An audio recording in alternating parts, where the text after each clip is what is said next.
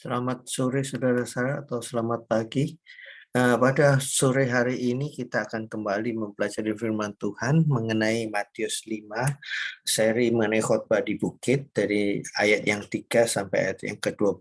Dan pada sore hari ini merupakan etapa terakhir dari perjalanan hidup, peningkatan hidup dari seorang yang percaya sampai kemudian menjadi orang yang benar-benar membela kebenaran, membela nama Kristus. Dan kita pada sore hari ini yang menjadi ayat pokok kita adalah dalam Matius 5 ayat 10. Yang dikatakan, berbahagialah orang yang dianiaya oleh sebab kebenaran, karena merekalah yang punya kerajaan surga. Jadi orang yang sampai etape ini, saudara perhatikan mengenai kerajaan surga. Ini ada juga di dalam ayat yang ketiga, pada saat orang mulai menerima kebenaran, mulai menerima Yesus sebagai juru selamat, di mana mereka mempunyai waris kerajaan surga. Kenapa di ayat 10 ini diingatkan lagi? Karena dalam perjalanan hidup seorang anak Tuhan atau seorang percaya, itu pasti ada masa-masa di mana mereka mengalami kesulitan, mengalami celaan, dan bagaimana harus mempertahankan iman mereka sampai pada etapa terakhir, yaitu mahkota kehidupan, yaitu di dalam kerajaan surga. Untuk itu kita seperti biasa saya akan melihat beberapa hal dan kita sama-sama belajarin. Berbahagialah orang yang dianiaya oleh sebab kebenaran. Diberkatilah mereka yang blessed are who persecuted for righteousness' sake, for theirs is the kingdom of heaven. Dikatakan bukan berbahagia, diberkatilah orang yang dianiaya oleh sebab kebenaran. Nah, kita tahu bahwa kita dalam kehidupan kita sehari-hari, seringkali kita mungkin tidak dianiaya secara jasmani, tapi secara rohani, secara jiwa, pikiran kita, seringkali kita merasa dengan adanya orang melecehkan kita, itu sebenarnya aniaya. Dengan orang mengejek nama Kristus, mengejek iman kita, itu sebenarnya aniaya. Meskipun tidak secara jasmani, tetapi secara pikiran, secara jiwa juga membuat kita merasa tertekan, merasa dilecehkan. Nah, kita melihat lagi, kita membagi pada 3 bagian. Di dalam Yakub 1 ayat 12 dikatakan, berbahagialah orang yang bertahan dalam pencobaan, sebab apabila ia sudah tahan uji, ia akan menerima mahkota kehidupan yang dijanjikan Allah kepada barang siapa yang mengasihi dia. Di sini kita melihat korelasi daripada ayat ini, di mana Yakub kemudian menjelaskan lagi orang yang bertahan dalam pencobaan. Jadi orang yang dianiaya, mungkin aniaya dalam bentuk pencobaan juga. Pencobaan mungkin dari eksternal, dari luar, atau dari dalam diri kita juga. Tapi seringkali karena kita mendengar sesuatu dari orang lain, kemudian kita olah dalam pola pikir kita, kemudian membuat batin kita teraniaya, batin kita tertekan. Tapi di saat katakan bertahan, mempertahankan. Siapakah yang bisa mempertahankan iman? Kita melihat siapa dan kemudian warning, pengingat siapa, terus kemudian apa yang disebut dengan kerajaan surga itu. Kita akan melihatnya satu persatu, saudara. Kita mulai dengan siapakah yang bisa bertahan dianiaya, yang kemudian mempertahankan kebenaran. Kita yang pertama siapa? Di dalam Matius 10 ayat 22 dikatakan, dan kamu akan dibenci semua orang oleh karena namaku, tetapi orang yang bertahan sampai kesudahnya akan selamat. Kamu dibenci semua orang. Nah, kita kadang-kadang kekristenan kita, iman kita tuh membuat orang lain tidak nyaman. Karena apa? Karena mungkin mereka merasa terancam dengan keberadaan kita. Mungkin karena kehidupan mereka yang tidak benar, dengan keadaan masuknya kita yang berpikiran lurus, berjalan dengan lurus, membuat mereka untuk tidak mendapat kesempatan atau risih untuk melakukan hal-hal yang buruk, hal-hal yang membuat yang menjadi kebiasaan mereka. Karena gini, pada saat kita bertobat dan kita berubah dalam kehidupan kita, maka kita menjadi orang yang aneh di pandangan teman-teman kita yang belum bertobat. Oh, ini jadi aneh orang ini, kan begitu.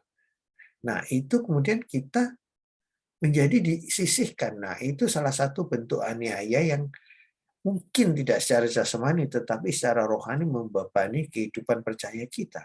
Kemudian di dalam 1 Petrus 4 ayat 11 dikatakan, jika ada orang yang berbicara, baiklah ia berbicara sebagai orang yang menyampaikan firman Allah. Jika ada orang yang melayani, baiklah ia melakukannya dengan kekuatan yang dianugerahkan Allah. supaya Allah dimuliakan dalam segala sesuatu karena Yesus Kristus. Ialah yang punya kemuliaan dan kuasa sampai selama-lamanya. Jika berbicara dari orangnya. Nah, seringkali kita sebagai orang yang sampai di etape ini, kita harus menjaga pembicaraan kita, menjaga mulut kita, menjaga lidah kita, tutur kata kita menunjukkan siapa kita.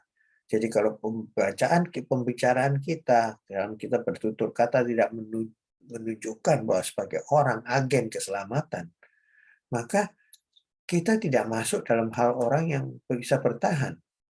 Tetapi untuk hal ini, kita akan diperlengkapi, saudara. Untuk bisa berbicara siapa orang yang bisa bertahan sampai akhir, mempertahankan diri dalam aniaya, bisa memenangkan segala bentuk pencobaan. Kita diperlengkapi di dalam Yohanes 14 ayat 16 ayat yang terkenal. Aku akan minta kepada Bapa dan Ia akan memberikan kepadamu seorang penolong yang lain supaya Ia menyertai kamu selama-lamanya. Itu adalah janji penolong Parakletos, yaitu Roh Kudus sendiri. Nah, kemudian dipertegas lagi di ayat 26. Tetapi penghibur yaitu Roh Kudus yang akan diutus Bapa dalam namaku. Dialah yang akan mengajarkan segala sesuatu kepadamu dan akan mengingatkan kamu akan semua yang telah kukatakan kepadamu. Dan kemudian di dalam 2 Timotius 1, 2 Timotius 3 ayat 16 dan 17 dikatakan, segala tulisan yang diilhamkan Allah memang bermanfaat untuk mengajar, untuk menyatakan kesalahan, untuk memperbaiki kelakuan, dan untuk mendidik orang dalam kebenaran. Dengan demikian, tiap-tiap manusia kepunyaan Allah diperlengkapi untuk semua perbuatan baik. Nah, kita yang sampai etapa ini, kita melihat di mana level kehidupan iman kita. Memang kita tidak boleh mengkotak-kotakan manusia, orang jemaat, yang dia masih level ini. Kita tidak boleh, tetapi yang bisa melihat siapa kita adalah diri kita sendiri. Sampai di mana penyertaan kita. Sampai di mana keadaan kita, hidup kita. Kita yang tahu. Apakah kita bisa bertahan? Tapi satu hal janji dari firman Allah, kita diperlengkapi. Ya, saudara perhatikan yang saya pakai tinta merah. Ia akan memberikan kepadamu seorang penolong yang lain supaya menyertai kamu selama-lamanya. Orang yang sampai di etapa ini, sampai di tingkat kehidupan ini, mempertahankan kebenaran, itu disertai dengan kuasa Roh Kudus. Terus kemudian bagaimana kita harus menjawab segala perkataan kalau ada orang bertanya. Ini masalah seolah kalau istilah kerennya adalah apologetika. Bagaimana kita berapologetika? Memang kita perlu belajar.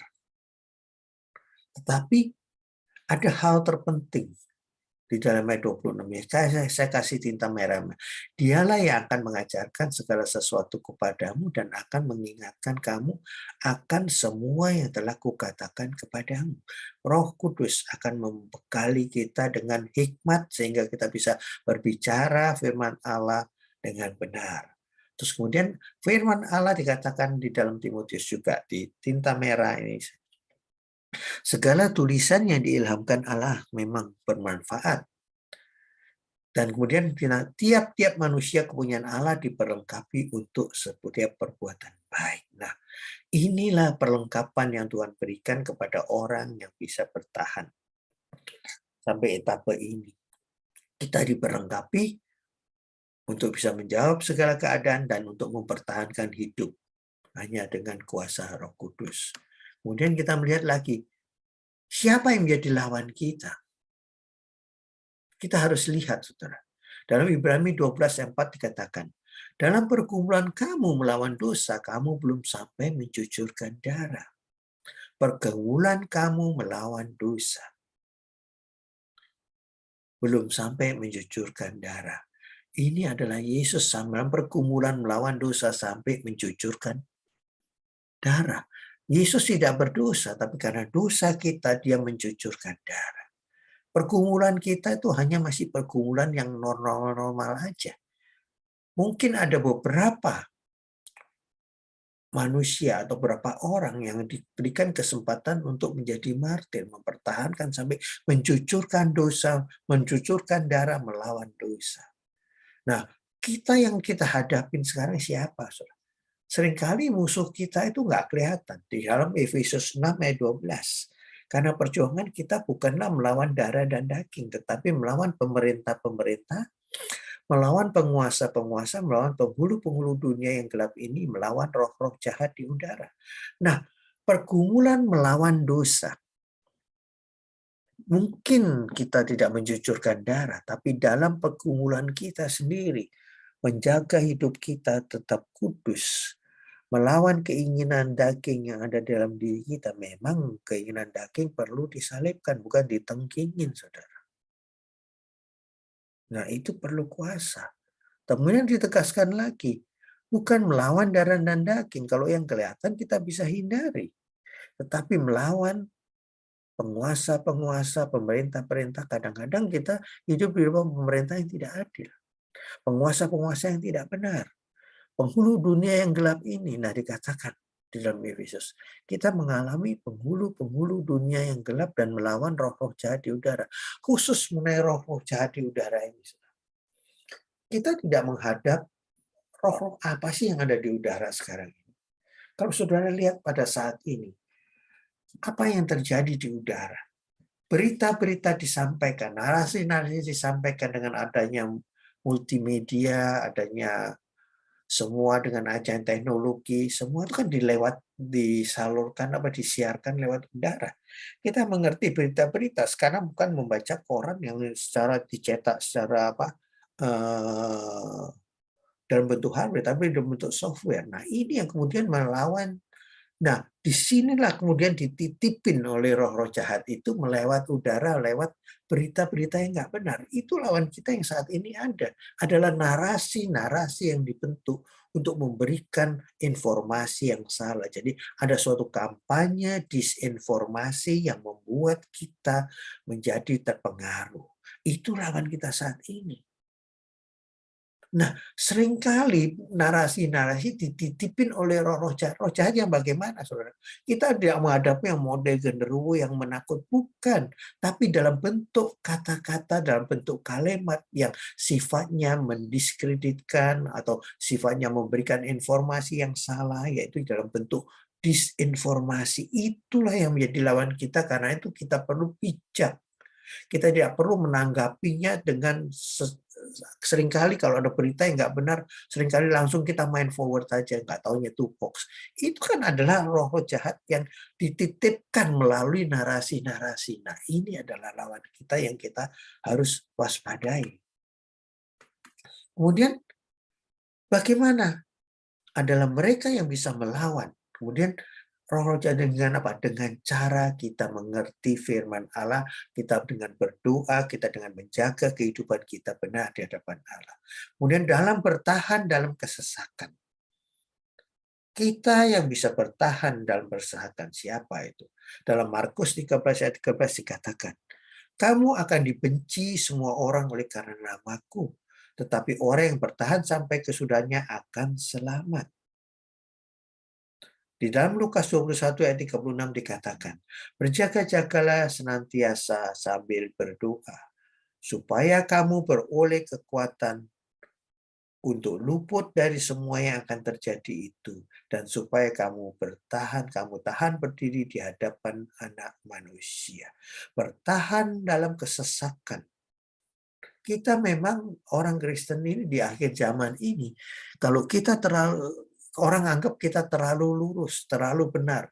Itu kemudian kita mengalami suatu pengucilan, mengalami diasingkan, dianggap aneh. Nah, di situ kemudian kita dibenci. Kenapa? Karena mereka tidak bisa leluasa, tidak nyaman dengan kehidupan kita yang benar. Kemudian mereka menjadi mau ingin berbuat dosa, ada kita masih ada sungkannya. Ternyata kehadiran orang benar di tengah orang yang tidak benar itu membuat keresahan tersendiri buat mereka. Tetapi kita harus bisa bertahan. Katakan sampai kesudahan akan selamat. Nah, seringkali kalau orang benar itu di tengah orang yang tidak benar, seringkali pergaulan yang jahat merusakkan kebiasaan yang baik. Kita ikut terpengaruh. Tapi siapa yang bertahan janji firman Allah akan selamat. Berjagalah senantiasa sambil berdoa. Jadi kita harus waspada. Apakah berita yang kita terima itu benar? Apakah manusia sekeliling kita itu benar? Tapi kita harus berdoa. Harus senantiasa waspada. Kalau tahu itu lingkungan nggak benar, ya memang kita harus menyampiri, masuk ke dalam marketplace untuk membawa garam dan terang. Tapi kadang-kadang ada suatu saat bahwa kita sebenarnya tidak sekuat itu untuk masuk ke mereka. Kalau kita tidak bisa mempunyai bekal doa yang kuat, persekutuan yang kuat dengan Tuhan, tidak pernah hikmat atau Roh Kudus, tapi hanya kita emosi saja masuk ke dalam lingkungan orang yang tidak benar, kita akan terbawa. Kita tidak akan tahan untuk dilecehkan mereka. Karena kita tidak mempunyai fondasi yang kuat. Karena dikatakan berjaga senantiasa sambil berdoa supaya beroleh kekuatan. Nah itu. Itulah siapa yang disebut berbenaran. Kemudian kita melihat lagi lebih lanjut. Perlu diingatkan, kalau kita sudah tahu siapa kita perlu ada pengingat, warning.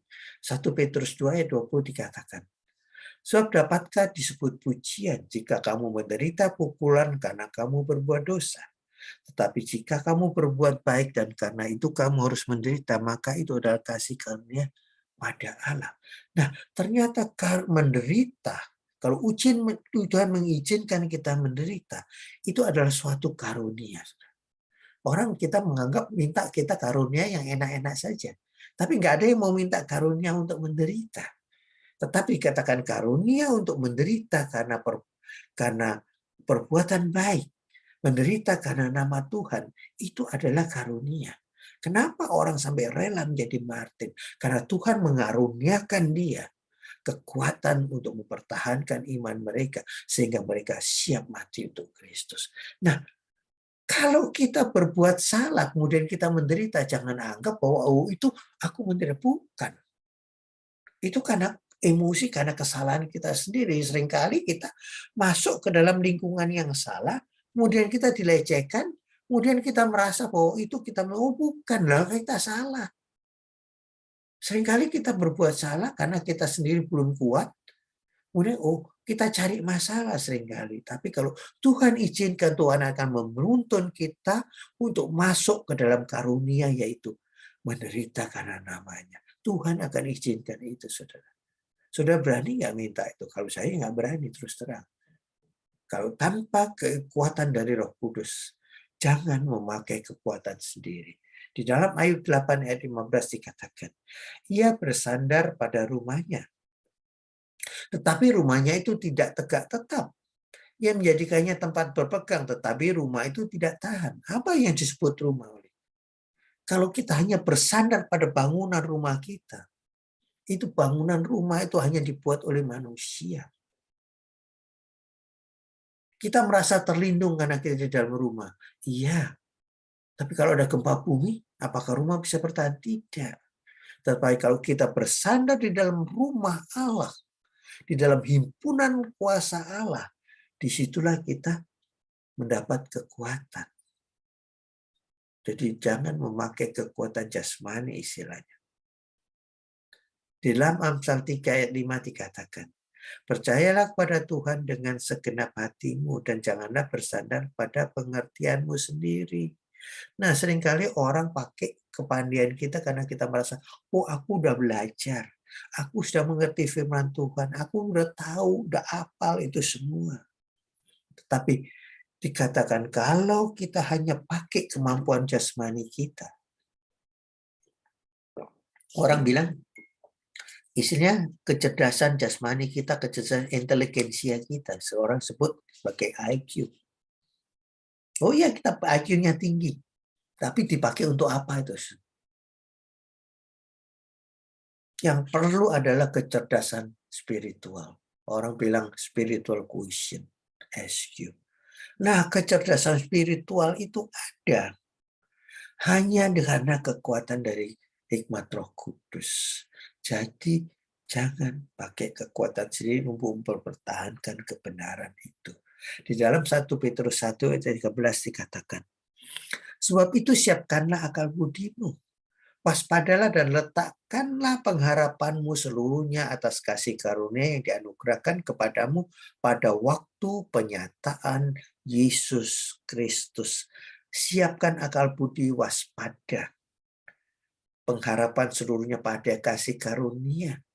Nah, jadi kalau memakai kekuatan kita, perhatikan di dalam Ayub, jangan bersandar pada perlindungan jasmani, jangan pakai akal budi kepandaian sendiri, tapi percaya kepada Tuhan dan waspada, meletakkan pengharapan seluruhnya pada kasih karunia yang dianugerahkan kepadamu pada waktu penyataan Yesus Kristus. Waktu Yesus menyatakan hidupnya dalam diri kita, berarti menyatakan kehidupan Kristus di dalam kehidupan kita sebagai orang percaya. Disitulah kekuatan. Waspada, seluruhnya pada karunia. Itu adalah suatu karunia, saudara.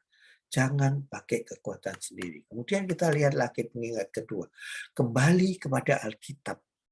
Di dalam Mazmur 119 ayat 105 katakan itu, firman-Mu itu pelita bagi kakiku dan terang pada jalanku.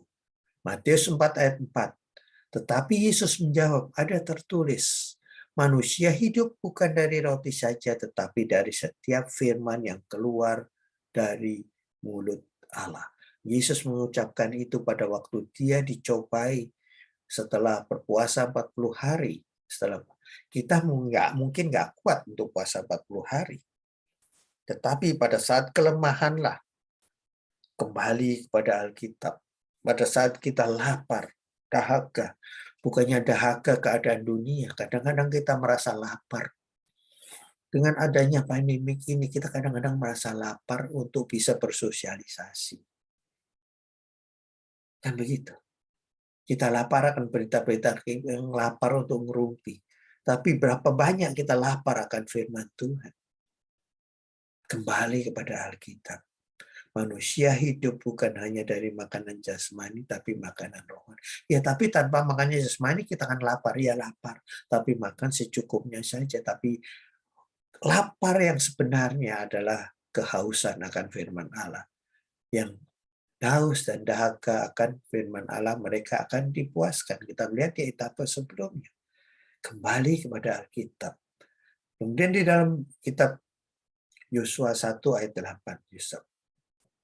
Janganlah engkau lupa memperkatakan kitab Taurat ini, tetapi renungkanlah itu siang dan malam, supaya engkau bertindak hati-hati sesuai dengan segala yang tertulis di dalamnya. Sebab dengan demikian perjalananmu akan berhasil dan engkau akan beruntung. Nah, ini janji-janji sudah diingatkan kembali kepada Alkitab. Bahwa firman Allah tetap penuntun jalan kita, jalan hidup kita, firman Allah. The way of life adalah firman Allah. Manusia hidup bukan dari roti saja, tapi firman. Firman Allah memberi kekuatan yang lebih daripada roti. Dan kemudian harus selalu mempercakapkan, mengingat firman Tuhan siang dan malam. Siang dan malam merenungkan supaya jalan kita jadi benar. Akan berhasil dan engkau akan beruntung.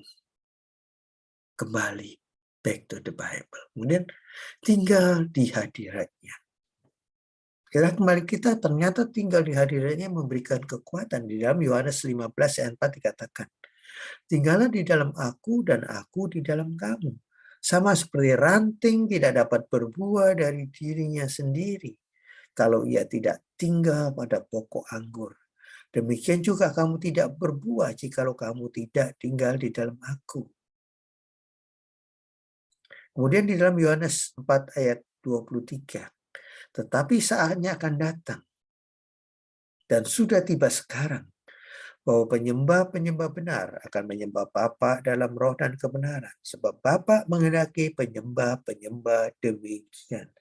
Jadi kalau kita kembali ke Alkitab, kita mengerti Alkitab, menjaga perjalanan hidup kita, ternyata tidak cukup, saudara.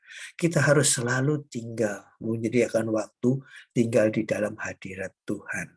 Sama seperti ranting, kalau kita mau berbuah, kita tidak akan bisa berbuah tanpa karunia daripada Kristus. Kalau tidak tinggal pada pokok anggur, bagaimana kita bisa berbuah kalau kita tidak dicangkokkan di dalam kehidupan Kristus itu tadi? Nah, itu perlu tinggal di dalam hadirat Allah. Dan Allah menghendaki penyembah yang benar dalam roh dan kebenaran. Kita perlu kuasa Roh Kudus dan perlu kebenaran firman Allah. Kita perlu doa yang benar dan perlu juga kebenaran firman Allah. Tinggal di hadiratnya berarti apa? Berdoa dan berjaga dan memperhatikan firman Allah siang dan malam. Itu adalah sebagai pengingat. 3 hal sebagai pengingat. Kembali ke Alkitab, tinggal di hadiratnya, dan yang sebelumnya adalah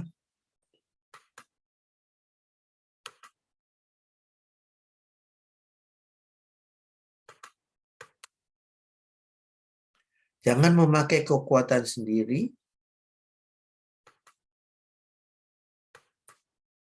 Kembali pada Alkitab, tinggal dalam hadiratnya. 3 hal ini yang membuat kita bisa bertahan. Ini perlu diingatkan selalu, saudara. Kalau kita mentok, kita mau jadi saksi Kristus, kita mau bertahan dengan iman kita. Kemudian mengenai kerajaan surga. Dikatakan dia yang akan mewarisi kerajaan surga. Di dalam Roma 14 ayat 17, sebab kerajaan surga bukanlah soal makanan dan minuman, tetapi soal kebenaran, damai sejahtera, dan sukacita oleh Roh Kudus. Nah, kalau begitu, dalam hal ini Paulus mengatakan kerajaan surga bukan kapankah kita bisa mengalami kerajaan surga? Ya, kerajaan surga setelah kita kembali kepada Bapa. Tetapi bisakah kita di dunia ini mengalami suasana yang seolah-olah seperti kerajaan surga? Jadi bukan soal makanan, minuman, bukan soal kehidupan jasmani, tetapi soal kebenaran dikatakan. Firman Allah dan damai sejahtera dan sukacita. Soal kebenaran dan damai sejahtera. Kalau ada kebenaran firman Allah, kita mempercayai firman Allah, kita melakukan kebenaran itu, maka dalam hati ada damai. Nah, setelah ada damai, perlu juga disalut, dimeteraikan dengan kuasa Roh Kudus. Itulah hakikat kerajaan surga yang kita rasakan sebagai orang yang beriman. Karena dikatakan di dalam Matius 5 ayat 10, saudara, adalah penghiburan dan rekonfirmasi dari ayat yang ketiga. Pada waktu kita percaya dijanjikan masuk kerajaan surga. Kemudian kalau kita kemudian di etapa terakhir yang dikatakan dalam itu adalah merupakan pengingat dan penghiburan bahwa kerajaan surga itu ada pada orang yang sudah bertahan sampai akhir. Di dalam Yohanes 14 ayat 2 dan 3, di rumah Bapakku banyak tempat tinggal. Jika tidak demikian, tentu aku mengatakannya kepadamu. Sebab aku pergi ke situ untuk menyediakan tempat bagimu.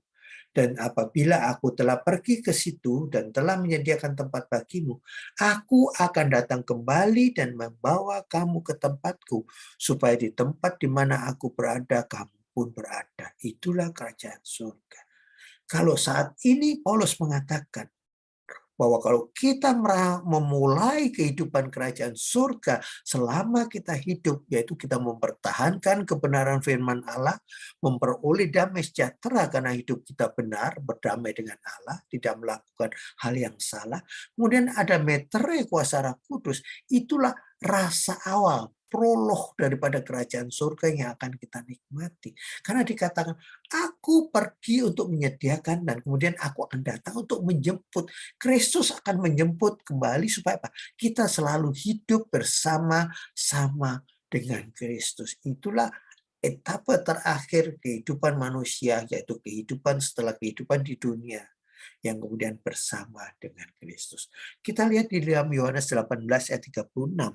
Jawab Yesus, kerajaanku bukanlah dari dunia ini. Jika kerajaanku dari dunia ini, pasti hamba-hambaku telah melawan, supaya aku jangan diserahkan pada orang Yahudi, akan tetapi kerajaanku bukan dari sini.